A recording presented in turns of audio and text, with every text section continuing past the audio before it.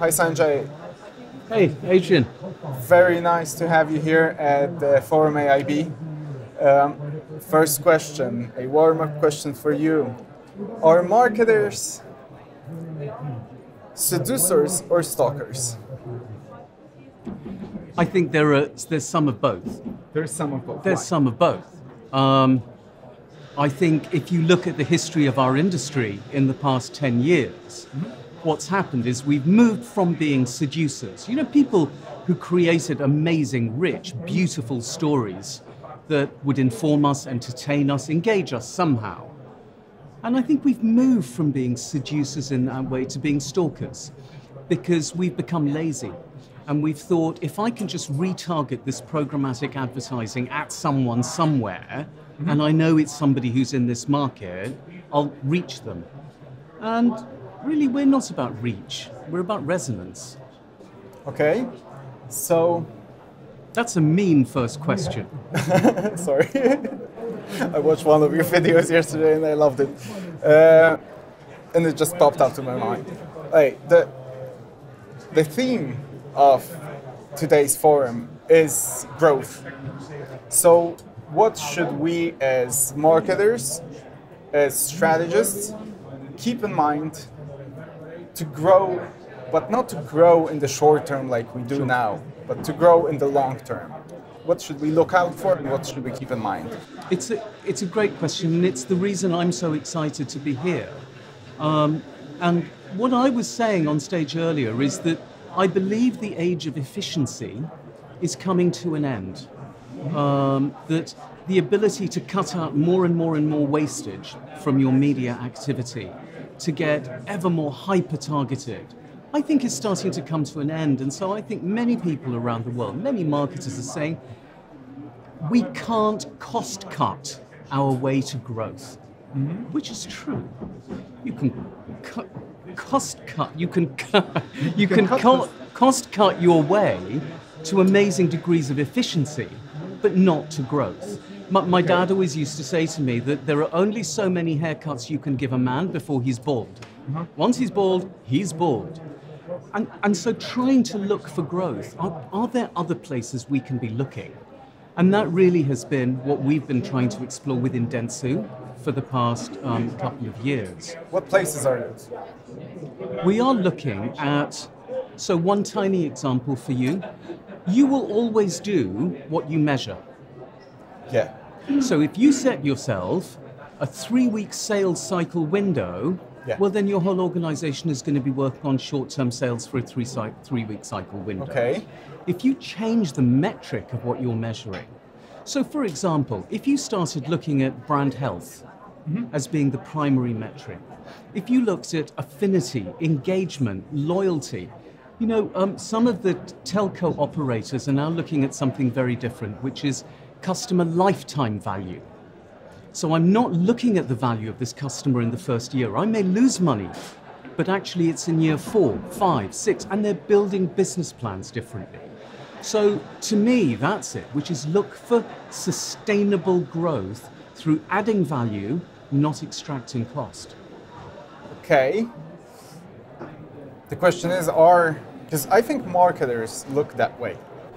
The question is, do entrepreneurs, or can entrepreneurs look that way? Well, because that's for me, that's like one of the things that there is like this. Marketers and entrepreneurs think a little bit differently. So Ajahn, this is really interesting what you've just said, because a lot of the marketers have spent the last 10 years falling in love with the entrepreneurs and trying to be like them. Yeah. So the great big FMCG giants of the world are saying, how do we make ourselves more like Uber, more like Airbnb? How do we become the Facebook of our day? And you've had sort of old-fashioned people like me saying, please don't, because that is an entrepreneurial product that is not a brand. Now, look at today, look at those entrepreneurs. And I know those entrepreneurs have grown up, but look at them. Where is the Facebook brand today? How have they taken so much love and generated so much mistrust so quickly? It's almost Especially last year. record speed, precisely. And it will carry on happening. Why? Because they haven't spent, like P&G, 50 years, 60 years, 70 years building trusted brands. Look at Uber, the conversations around Uber and employment, exploiting poor people, disrupting in the gig economy, low wages. Airbnb now, they're being accused of hollowing out communities, running ghost hotels. So my feeling about exactly what you've said is marketers think that way and they should carry on thinking that way, using the tools of the entrepreneurs, but never the entrepreneur's inability to build sustainable, responsible brands, because they haven't done it. So what is the most undervalued competence of marketers when it comes to sustainable growth? What's the most undervalued competency of marketers? Courage. Courage? When you have a great big data set sitting in front of you, and all the data scientists are saying the correlation is 98%, it's very hard to have the courage to say no. Okay. I don't want to do that. I want to think about the impact on society. I want to think about the impact on women. Okay. Courage. I was expecting a different answer, and I love this answer. So I'm going to stay with that one. For every company, what counts is growth. So what trends, what ideas, what tools should we look at when it comes to sustainable growth? Well, we should look at sustainable growth for a start. And that means asking a really interesting question, which is, what growth do we really want? Because growth for the sake of growth is the ideology of a cancer cell. That's what cancer does.